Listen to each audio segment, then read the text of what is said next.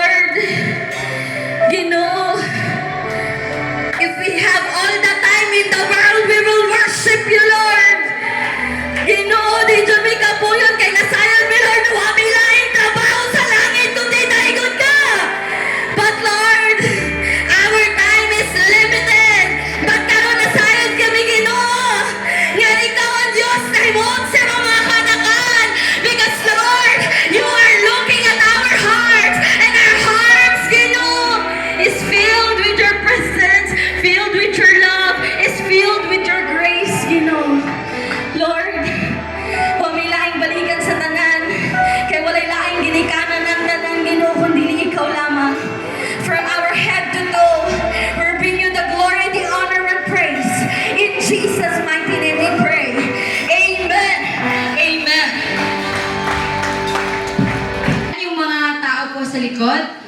Pumunta po kayo dito sa mga upuan, wala pang nakaupo, para po hindi rin masyadong crowded dyan sa likod. And now, may I call on Pastor Ruby para po sa Session 5. Glory to God. Amen. So, I don't know paano tapusin ang 15 minutes.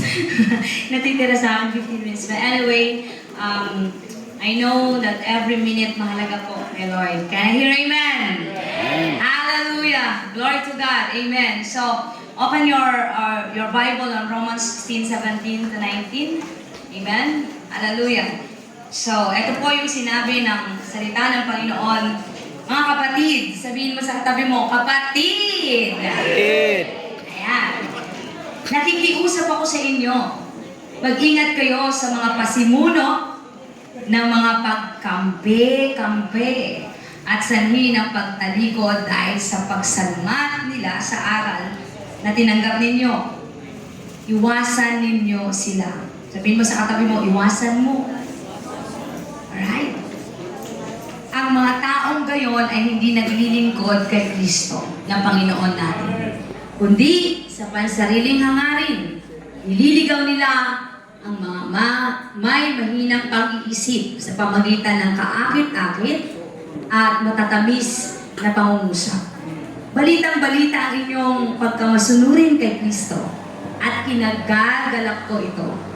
Ngunit, nais kong maging matalino kayo. Sabihin mo sa katabi mo, maging matalino ka.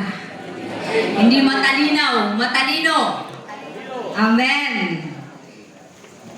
Tungkol sa mga bagay na mabuti at walang muwang tungkol sa masama. Lord, God, in the name of Jesus, samahan mo kami, Panginoon, sa oras na ito, na ang lingkod mo ang siyang pinakamababa sa pinakamababang lingkod, Panginoon. Ikaw ang mahayag at wala nang ibang pangalan pa, O Diyos na dakila. Lukuban mo kami lahat ng iyong kapangyarihan. Sa pangalan mo, Jesus, lahat ng tagalangit magsabi ng Amen. Striving beyond when tragedy strikes the congregation. Ano nga ba mga dahilan kung bakit may nangyayari sa loob ng iglesia ng Diyos? Amen. So, gusto ko po kayong batiin. Magandang hapon po, pamilya. Magandang hapon po. Kumusta po kayo lahat? Alright? Busog na kayo. Alam ko, kayo malakas ang amen nyo. Pag hindi kayo nag-amen, wala pong dinner. Amen? Amen! Amen! Amen! Alright, masunurin naman pala lahat. Palakpakan natin si Lord. Hallelujah. Amen. So, madaming churches ngayon ang struggle. Kasi ang mga church natin ngayon ay hindi ganon ka-lalim yung foundation sa faith. Lalong-lalo na po pagdating sa discipleship, talagang inaayawan po ito ng nakakarami.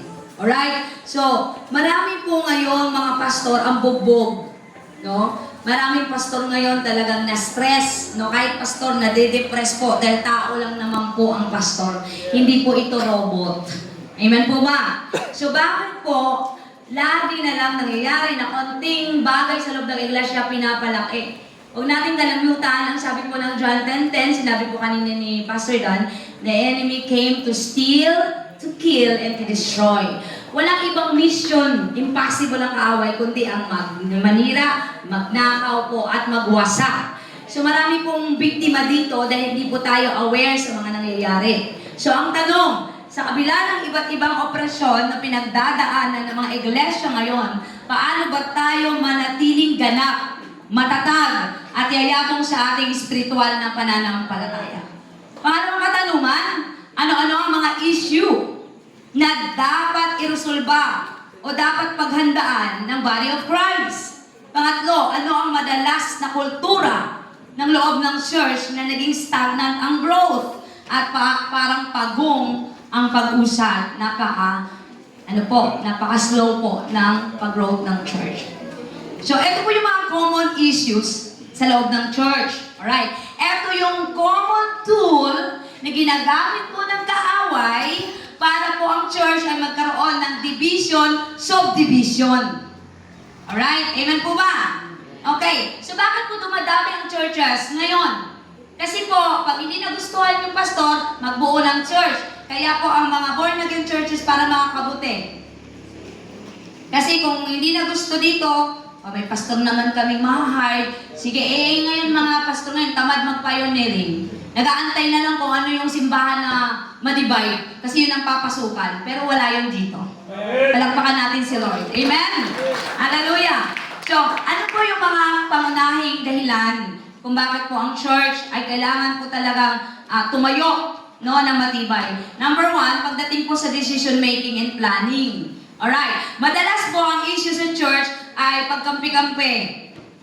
Involved po dito yung decision making at agreement po. Pag magkaroon na ng agreement, mayroong isa na kapag wala na si pastor at hindi nakaharap, doon nagtatanong. Relate kayo? No? Amen po ba? Pag wala na si pastor, naunsa man to si pastor, oy, dili man to yung ato, oy. Ano ganina, katubang ni mo si pastor, kaharap mo yung pastor mo, hindi mo man lang tinanong. Ang tahimik nyo. Okay, kanina, nasabunan, ngayon banlawan natin. Alright? Amen. So, hindi po dapat ganoon ang ating kaisipan. At binalaan po tayo na unang Korinto 1:10. Ano po sabi? Mga kapatid, ako'y nakikiusap sa inyo. Sa pangalan ng ating Panginoong Jesucristo, magkaisa kayo. Sabihin mo sa katabi mo, magkaisa tayo. Huwag magkabahabahagi, maging sa pangkaunawa o pangunawa at pagpapasya. Sinabi ito ni Paul dahil ang Korinto po matitigas sa mga ulo. Napakatigas ng mga ulo talaga ng taga-Korinto. Alright? So, medyo nahirapan si Paul para sila po ay disiplinahin. Dahil meron po sila mga issues. No? May mga issue po silang hinaharap. Alright? Kaya sinabi po ni Paul na dapat magkaroon tayo ng pag-unawa. May mga tao na napakakitig ng pangunawa. Parang utak dilis. Sabihin mo sa katabi mo, utak dilis ka ba? Ano, utak tuna ako. Laki ng utak ng tuna. Alright. Hindi makaunawa, hindi makaintindi. Alright. May mga membro talaga sa church na para bang gusto nila na sila na lang ang apple of the eye ni pastor. Alright. Gusto nilang maging paborito sila ni pastor. Alright. Pero alam nyo, ang pastor po dapat walang paborito. Amen. Amen po ba? Pantay-pantay ang pagtingin sa kanyang mga tupa. Amen. Kanino amen? Amen. Alright. Pangalawa po, submission. Ito yung problema. Pangalawang problema. 99%. Alright. Madalas, hindi po submissive. 1% na lang po ang natitira. Yun po yun. Mas maraming tupa ang nagpapasaway. Maraming tupa ang hindi, nawala, kundi nagwawala. Nagwawala, hindi nawala. Buti pa nga yung nawala, mahanap mo eh. Pero yung nagwawala, kahit nandyan, ako, matigas sa mukha yan. Kahit may gawain, ayaw umaten. Papakita, walang magagawa si pastor kung wala ako. Wow, sabihin mo sa katabi mo, ang tibay mo. Walang magagawa si pastor kung wala ka. Tandaan mo, natayo ang iglesia ng Diyos, hindi sa tao. Ang Diyos ang nagtayo niyan. Amen po ba? Kaya walang pwede pong tumayo bilang mga pulis na mga membro. Alright? Kanina natakal ko yung pulis. Okay, may pulis palang membro. Meron po. Yung mga membro na hari-harian. Okay, mga pulis ang tawag dyan. Pastor, wag kang magsisimula pag wala pa ako eh. Di pulis. Amen. Kailangan siyang antayin na darating bago ka magsimula, pastor, pulis. Okay? Gusto niya kontrolin ng lahat. Alright? That kind of spirit, dapat hindi po yan makita sa loob ng church. Ang pagulo po yan eh. Nagkikreate po yan ng kaguluhan. Can I hear amen? Ano po sinabi ng Hebreo 13:17? Sundin ninyo ang mga namumuno sa inyo. Sabihin mo sa katabi mo, magpasakop kayo. Pasakop Lakasan natin. And 1, 2, 3, go! Pasakop kayo. Magpasakop kayo. Dahil sila ang nangangalaga sa espiritual ninyong kalalagayan. At alam nilang may pananagutan sila sa Diyos. Saan po? Sa pangangalaga nila sa inyo. Kung susundin ninyo sila, maging masaya sila sa pagtupad ng kanilang tungkulin. So sino dito yung ayaw yung pastor niyang nahirapan? Taas ang kamay. Taas! Yung iba pala gusto mahirapan yung pastor. Ulitin ko, sino dito yung ayaw mahirapan si pastor? Taas ang kamay. Honest ba kayo sa mga pinagagawa nyo? Honest kayo? Eh bakit pag merong sinend si pastor sa GC, group chat, mga igsuon, magtambo, ano yung Tambong. magtagbo ta sa Sabado alas 4. Nagtagbo mo? Nagtago mo? Diba? Nagtago? Dilimad to. So alam niyo po ba, bilang lingkod ni Lord, nalulungkot ang aming kalooban kapag yung sinasabi namin ay hindi ginagawa ng membro. Kasi parang tingin namin sa sarili namin, epektibo ba ako lingkod ni Lord? Bakit hindi nakikinig sa akin ang aking tupa? O yung pinagkatiwala ni Lord sa akin ng mga tupa? Amen! Okay, tahimik na tayo ngayon. Alright. Amen! Hallelujah! And meron pa isa. Ito problema. Kapag may ambagan sa church, wow! Kapag may ambagan sa church, bago po yan si pastor magsabing may ambagan, nag-iisip muna po yan. Tama ba, Pastor Nestor, no? Kasi ayaw namin kayong mabigatan. Ang gusto namin, kagaanan lagi. Amen. Gusto namin na lagi kayo naka 5 star. Yan ang gusto namin talaga, naka 5 star kayo, yung upo na lang sana kayo. Kaso hindi, itutolerate namin yung katamaran niyo pag ganun. Amen! Amen! Amen! Alright. So, dahil po may ambagan, anniversary na, may ambagan. Oh, mga ison, ang atong atong ambagan. 500 pesos per family. Dako ba ng 500? Uy, kung sama na si pastor, dako kayo na. Ang Shopee mo, 1,000. Ang ambagan, 500. Kisa may dako, ang Shopee o ang ambagan? Tubag. Tubag. Ang anniversary once a year. Ang Shopee? Every day. Tubag. Nano magyaw-yaw pa man? Relate tayo? Amen po ba? Amen! Meron at meron talagang mga members sa church na ang tingin nila sa 50, 1,000. Ang tingin nila sa 1,000, 1 million. Ganyan po kasi kanegatibo ang kanilang kaisipan. Hindi sila nagtitiwala na ang Diyos nila ay pinakamayaman sa lahat. Amen! Amen! So bago pa man po ang anniversary mangyari, wala namang pastor na bukas ang anniversary ngayon ng ambagan? Meron ba ganon? Alright, wala. Nagmi-meeting po yan ng 5 months. 5 months, sa Cavite, 6 months, 5 months. 1 year na pinakamatagal. And then pagdating ng 1 year, buwana dahil, dili ko mo simba, pastor, kay wala ko'y ambag. Amen? Dili na dahil mo simba, kay wala ka ambag. Right? So pag-abot sa anniversary, tanda na lang si pastor ang naghitukar. Si pastor na musician, gawa na musician, gawa pa ikaw pag musician. Numero Amen, 1. musician. Number 1. Number 1. Right? Wala na tanan, si pastor na tanan. So, truly, hindi nyo mahal ang pastor nyo. Ginawa nyo sa pastor nyo, ginawa nyo literal na ezer. Alam nyo yung word na ezer? Helmet o katulong. Alright? Para kumuha na kayo ng mga lagas sa tupa nyo para gawin yung katulong. Sabihin mo sa katabi mo, magbago ka na. Sabihin mo yan, magbago ka na. Sabihin mo, magbago ka na. Sabihin mo, magbago ka na. Amen! Pangatlo, division of labor. Ito, problema to, mga committees. Alright? Butang na dito ang name. Naka-flash pa na sa screen ha. Sister, ikaw. Division of labor ta. Diba? Ang kanina na-assign, dili ko gusto sa akong kauban, pastor. Nga naman sis, basta di ko niya ganahan, kay gwapo pa siya sa ako. Butang ko ganang din na ako kalibre, pastor. May wini pagkauban. Alright? So ngayon, magugulo na naman ang pinag-usapan dahil mayroong isang na-oppose. Tigilan niyo yung ka-attitude yun na ganyan.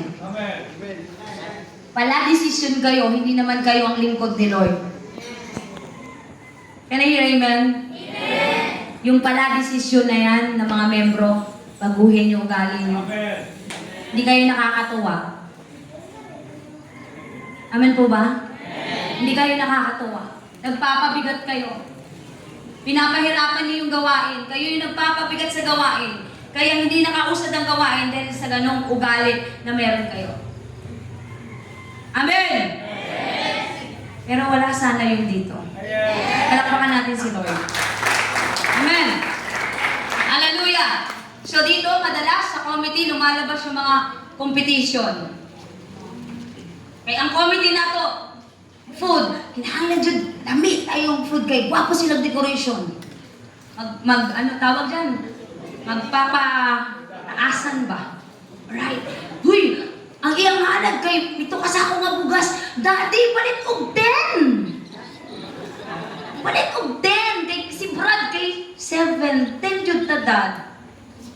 Bisag walay kwarta, mangutang kay makaten. Ang hambog, way kabutangan. Maraming Kristiyano ngayon na mayabang. Can you hear amen? Kaya galing dito mo simba kay Lord, mayabang tayo. Consider tayo na ma-pride. Bakit ayaw natin purihin si Lord? Wala ba tayong need kay Lord? Hindi ba natin kailangan si Lord? Yung sabihin mong, Lord, wala ko tayong name mo, hambugero lang ko. Napakayabang mo, kapatid. Sabihin mo ulit sa katabi mo, magbago ka na. Isingin mo yan, 1, 2, 3, go! Bago ka na. Palakpakan natin ang Panginoon. Hallelujah! Glory to God! Amen! Sabi po na Jeremiah 48:10, huwag tayong pabaya sa ating mga tungkulin. Alam niyo po ba itong Jeremiah 48:10, kung basahin mo, nakakatakot para sa aming mga lingkod ni Lord. Bakit? Ang sabi sa Tagalog, sumpain siya na pabaya sa pagtupad sa gawain ni Yahweh. Imaginin mo, may kasamang sumpa pag hindi gagawin ang tungkulin na binigay ni Yahweh. Can I hear amen? Dapat, kung ano yung tungkulin na meron ka, gampanan mo sapagkat sa Diyos ka naglilingkod, hindi sa tao. Dahil kung tao ang pinaglilingkuran natin, walang mangyayari sa buhay natin. Amen? Alright, meron pang mga membro na, Pastor, hinahinay pagudugwali. Ako na lang perminti ba? Kalain lagi ka. The spirit of luuran. Kisay luuran dire, kay mag-cast out tao. Spirito sa kaluuran. Men? Luuran na kaayo. Ayaw, Pastor. Consistent na lagi ka, Pastor, ay. Ako na lang perminti. Wala na ba ilain? Nga nung dili man, ni mo dawaton ang correction kung gusto ka mabago.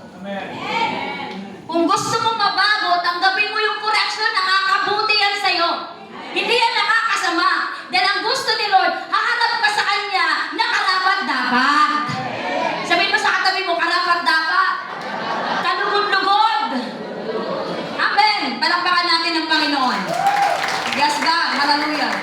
Pang-apat, lack of intentional discipleship. Ito, ayaw magpa-disciple kasi matagal ng Kristiyano, 10 years ng Kristiyano, giuban na lang, pero hangtod karon wala nagbago.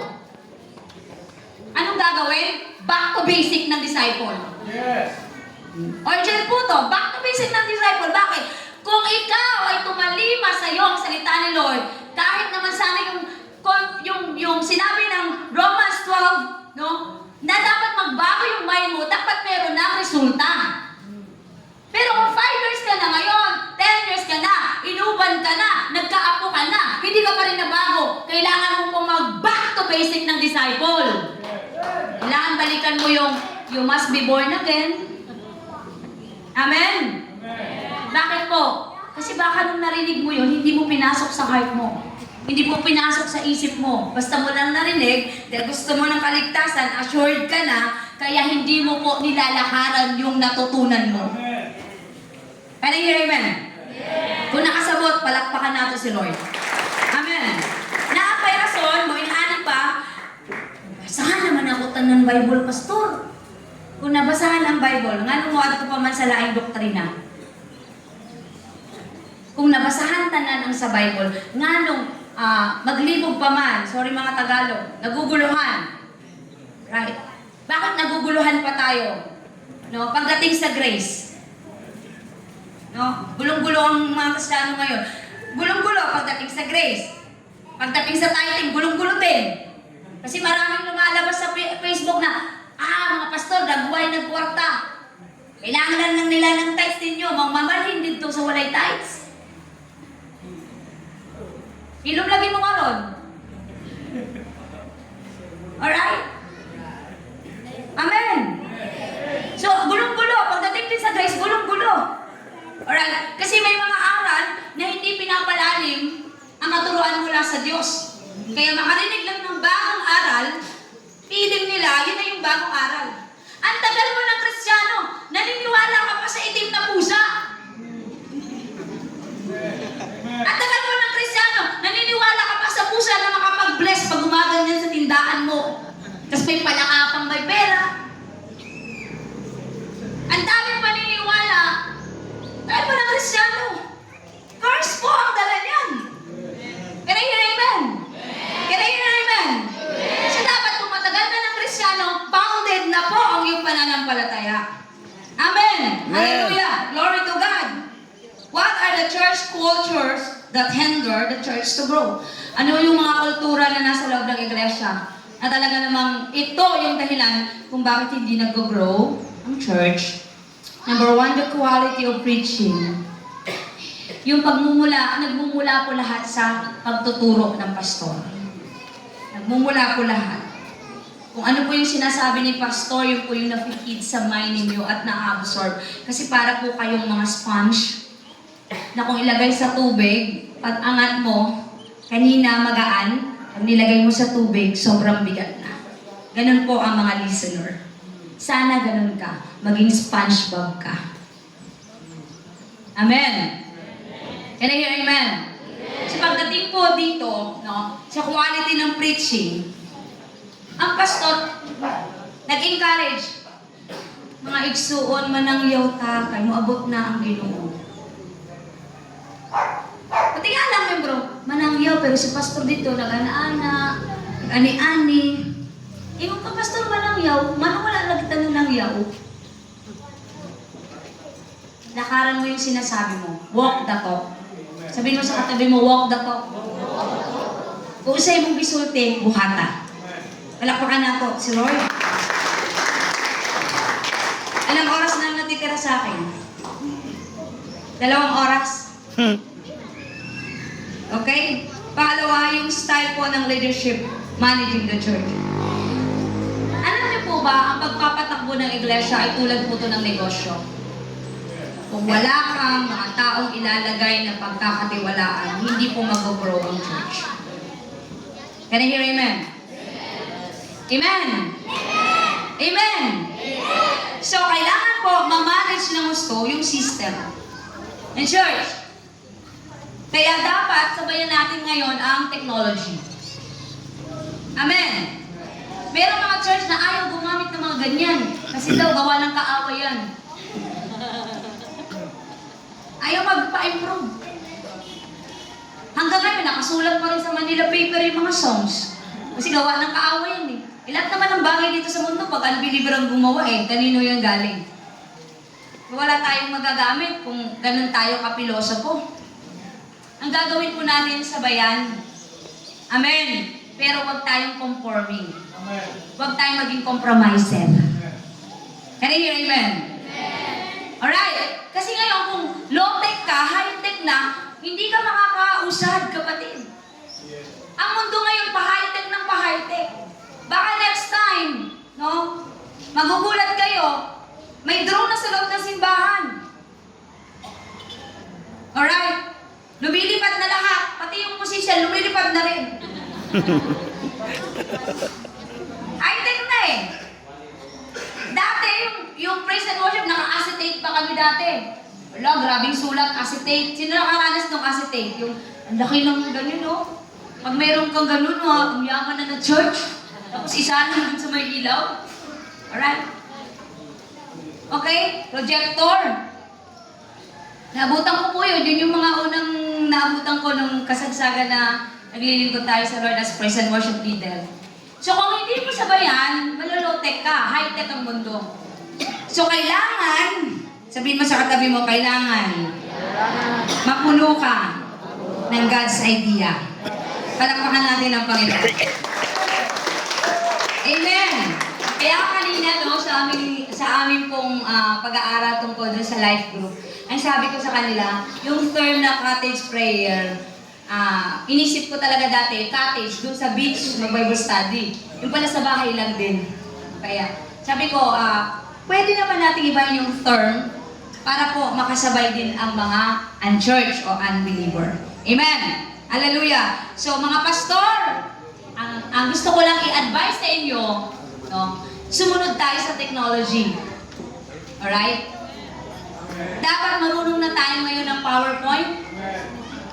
Can you hear amen? Gumawa na kayo niyan. Hanggang ngayon, may mga pastor na walang Gmail. Kaya nung may dumating na pagpapala, kailangan lang ng Gmail, hindi dumating. Bakit? Hindi alam anong Gmail eh. Magpaturo tayo. Alam niyo po ba, ng mga time na gusto kong matutunan lahat ng sa multimedia, lahat. Na-encourage ako sa mga youth, kasi itong mga youth, ang daming alam. Na-curious ako, anong gagawin ba dyan? May nagturo sa akin, pastora, ganito na lang. So ngayon, hindi ko na inasa sa kanila yung paggawa ng mga posting sa page. Kinakarir ko na po yan. Amen. At sinasabi ko, may pera pala dito, kaya aralin ko. Makaka-income pa ako nito. Alright? So, iba talaga yung idea na binibigay ni Lord eh. Amen! Kasi pag galing kay Lord, ang ganda po ng resulta. Palakpakan natin ang Panginoon. Amen! Hallelujah! Next, financial hindrances. Ito, madalas. Pagdating sa financial, si Pastor positibo, ang membro.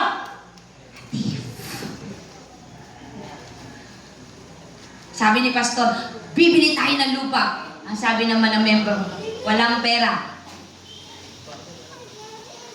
Ang sabi ni Pastor, mag-evangelism tayo. Ang sabi ng membro, may trabaho, Pastor, good. Puro na lang kayo reklamo. Sabihin mo sa katabi mo, reklamador ka. Lakasan mo, 1, 2, 3, go. Nabigay yung katabi. Alright? Hallelujah. Glory to God.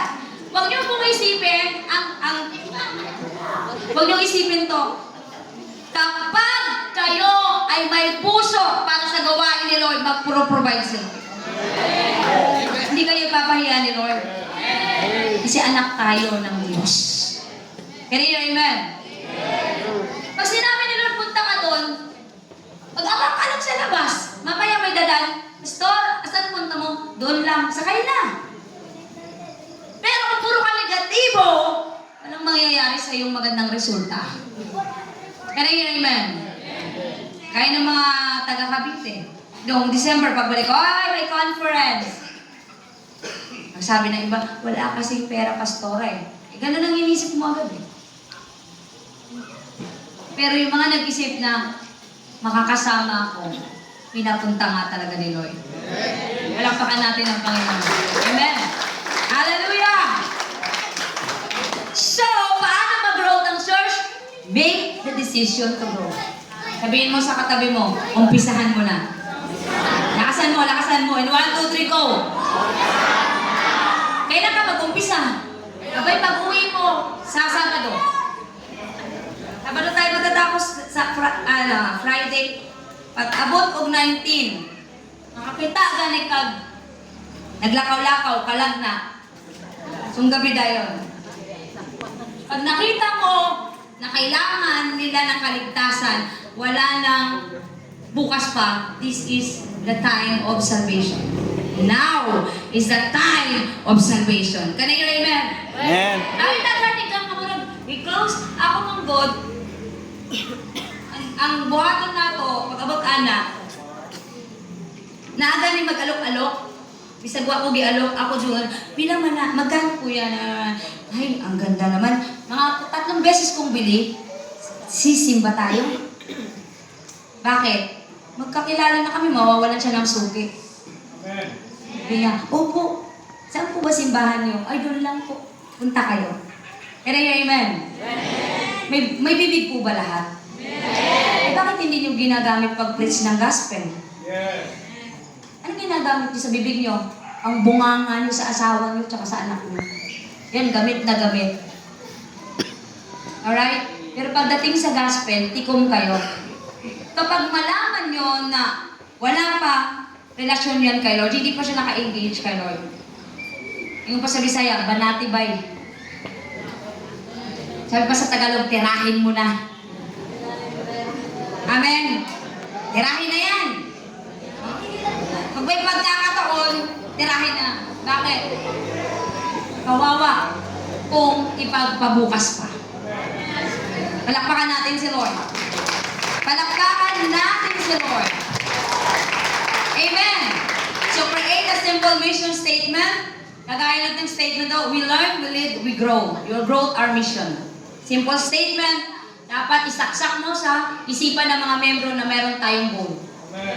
Meron tayong vision, hindi consumption. Ano yun, amen? Gumawa tayo ng bagay na mabos. Sino dito may FB page ang church? Taas ang kamay. How many times kayo nagpo-post? Sa wall nyo madalas, pero sa FB page ng church nyo, mga siguro 1 month, isang posting. Hindi po. At saka, pansin nyo, kapag sinare mo na yung post ng church, 5 lang ang nag-like, 3 nag-like, pero ang membro 1,000. Can I hear amen? Can I hear amen? Sino dito nakapalo ng page nila? Sino nakapalo ng FTC Kalinan? Ako, nakapalo ako. Nakapalo ako. Sino nakapalo dito ng page ng Marayan? Ako, nakapalo din ako. Sino dito nakapalo ng page ng Bunawan? Sini-share? Ako. Pero naman, alam nyo kung sino taga-share sa page nyo, no? Matyaga. Okay. Yung iba pinapalo nyo. Sino pinapalo nyo? Okay. Hiboy Tapang. Diba? Si Ivana. Si Elias. Basta mga taga-mundo, pinapalo nyo. Pero pagdating sa gospel, hindi nyo pinapalo. Inalpalo nyo pa. Ano yun, amen? Baka nga membro ka ng FTC Kalinan, tapos hindi ka nakapalo eh. Oo, marami ganun. Sa GMA, kung hindi pa ako nag-sorbet, oy, palo mo naman ang page natin. Pag hindi mo ipalo, ipapalo ka ni Lord. Palo agad yan. Amen! So, kailangan pong i-promote natin ang kingdom ng Lord. Can I hear amen? And then, tutukan po natin yung ministry ng mga bata. Kasi yung mga bata, lalaki po yan. Hindi naman yung baso na hindi tutubo. May mga simbahan kasi pagdating sa ministry ng children, pinapabayaan na nila. So, dapat po, pagdating sa children's ministry, yan po yung kinikare natin. Kasi, kung ang bata po ay 5 years old, after 5 years, ilang taon na yan? 10. 10. Pag nag-50 na yan, ano yan? Young people na! Gagamit na po yan sa gawain ni Lord. Can I hear amen? So yung churches na walang children's ministry, mag-ministry na kayo para sa mga bata. Palakpakan natin si Lord. Alright, invest in small groups. No, pagdating sa life group, invest natin to. Mag-effort tayo dito. Mag-group effort tayo. Okay? Magbigay tayo ng, yung sinabi ko kanina, magbigay tayo ng mga blessings sa kanila. Alright? And then, intimacy to grow. Kailangan po ang bawat isa ay mahayagan ng salita ng Panginoon kasi may pangangailangan sila. And 7, get people involved, pastor. Madalian po na ma-involve ang mga taong gusto magpagamit. Huwag na po kayo ng grabe yung policy. Kailangan kasi bago ka tumayo, nabautismo ka na. Ano pa? Dapat talagang ganito ka, ganito. Ang daming policy. Bakit sa langit? Tanggapin mo lang si Jesus bilang Panginoon at tagapagligtas. Di ba malangit na ka? Bakit pagdating sa ministry, pinapahirapan mo? Tama o may tama? Gusto magpagamit ba't mo bibigilan? Ganito po, ang strategy share ko lang sa GMA at Gentry. Pagpasok ng mga yan, kahit kantalin pa lahat ng instrument, I don't care, gusto magpagamit yun. Pero pag yan po ay hindi nila pinapahalagahan ang kanilang ministry, doon po ako nagbababa ng policy. 50 ka verse, kabisado dapat ang statement ng church, kabisado dapat ang covenant ng church, saka po nila uli mahawakan ang instrument. Amen ba mga musician? Alright. Pero pagpasok, napaka-easy access. Hindi ko po pinagkakait yung mga keyboard na yan, kahit alam nyo, kahit yung drums namin, butas-butas na, kakapractice nila. Mahal ng drums set ngayon, tama po ba? Okay lang sa akin kasi gusto matuto. Pero pag nandun na sila, at tinuruan mo na sila about the word commitment, at pinabayaan nila, doon na po tayo magbababa ng policy na, teka lang, hindi mo inayos yung pinagkatiwala sa Illinois. Dapat ayusin mo. Ayusin mo kasi God is God of order. Palakpakan natin ang Panginoon. Man, you need a team na talagang sila yung magsusupport sa'yo, sila yung mag-pray sa'yo, sila yung mga warriors sa church. Sino po dito ang church na may prayer warrior? Wala? Dalawa lang? Anong tinatrabaho ng mga warriors nito? May oras po yan, nakikipagbaka yan sa run. May oras po yan, 7 a.m. to 8, 8 a.m. to 9, 9 to 10. Para po yung nagtatrabaho sila, pero mga nanay sila nasabay. Habang naglalaba, Shikayaraba, Shande, Yarabukuraba. Diba? Naglalaba yan, pero nagkukuskus, nagpe-pray yan. Can you hear amen? Bakit? Ang church na walang panalangin week. Ang church na ito, dapat po, laging nakaluhod dyan. Dapat po ang pulpit, lagi pong may umiiyak dyan. Lagi pong may nag-worship dyan. Hindi pinupuntahan ang pulpit pag linggo lang. Dapat po may nananalangin sa loob ng simbahan. Amen! Ibang church kasi ngayon, linggo lang ang dalawin. Kayo mga alikabok, kakabal na. Malaman mo naman kung ang church inaalagaan ng membro eh. Kung alam nyo, sikreto, kung ang electric pan walang alikabok, may naglilinis yan. Pero kapag ang electric pan ay sobrang alikabok, walang naglilinis yan. Kaya po ako bumili ng malahaba na walis tambo. Kasi ang liit ko, di ba? Ay, ang laki ko pala. Hindi ko maabot eh. Pagpasok ko, alam nila po yung gagawin ko. Titingala muna ako sa kisame. Dudong, kung saan man eh. Kailangan maganda ang church nila. Nagpipili nga tayo ng Rejuve, ng Brilliant, ng Glota. Gandang-ganda tayo sa sarili natin. Pero ang iglesia ni Lord, pinapabayaan natin. Dapat po, mahalin natin ang church. Sabihin mo sa katabi mo, mahalin mo. Lakasan mo, sabihin mo, mahalin mo! Ngayon, do you want to help your church? Gusto mo bang matulungan ang church mo? From flatlining to flourishing. Gusto mo ba na ang church mo makita? People of God! Tumingin kayo sa akin. Dapat ang church may bagong mukha. Amen. Hindi yung magkakamukha na kayo. Amen! Kakamukha kayo, paano? Kayo lang lagi. Tuwing ko, mukha nyo lang din nakikita eh. Magkamukha na kayo. Dapat may iba namang mukha. Yes. Can I hear amen? Can I hear aloud amen? Alright. Dapat po, pagdating ng Sunday, mag-i-ignite na tayo lahat. May ignite na may faith. Kaya ignite faith, faith ignite. Palakpakan natin si Lord, amen? Hallelujah! Our church need to try to survive until the coming of Jesus Christ. Dapat po, manatili ang church. Manatiling matatag, malakas. Amen. Pagdating po sa subok ng church, ang haba po ng kwento pagdating dyan. Pero dun po ako talagang masasabi kong lumalim. Nung ako po ay nakaranas ng grabeng pagsubok. Pero to God be the glory. Sabi nga ng kanta, I will survive. Amen. Church, mahal kayo ni Lord. Kaya kayo nandito ngayon parang may matutunan kayo na hindi lang basta pinababayaan ang church. Mahalin nyo ang church nyo.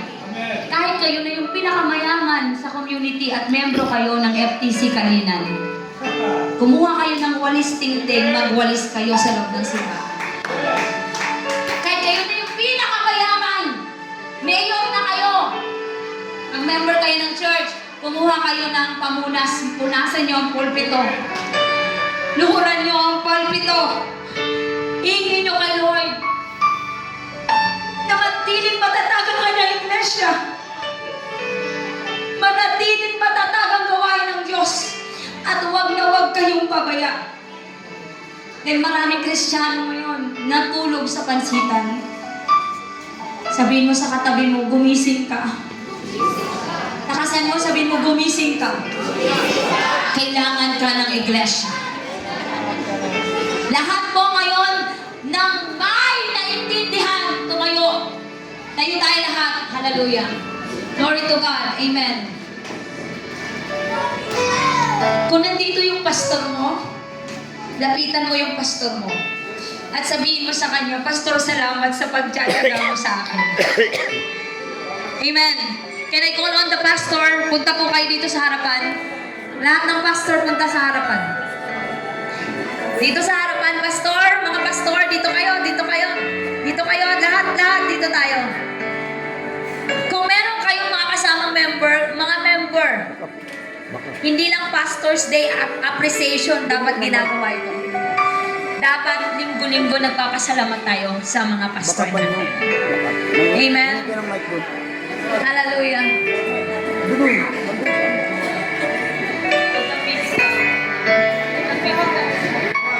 Amen. Puntahan niyo ang mga pastor niyo. Para bang di mo na kaya at kay dami mong problema, para bang sumusuko na, pagod ka na. Buksan mo ang iyong mata, di ba nakatayo ka? Alam ng Diyos kaibigan, sama mo siya. Huwag kang bibigay, ayaw magsasawa. Pamantak ka, pastor! Pagkakot, huwag kang pabigay.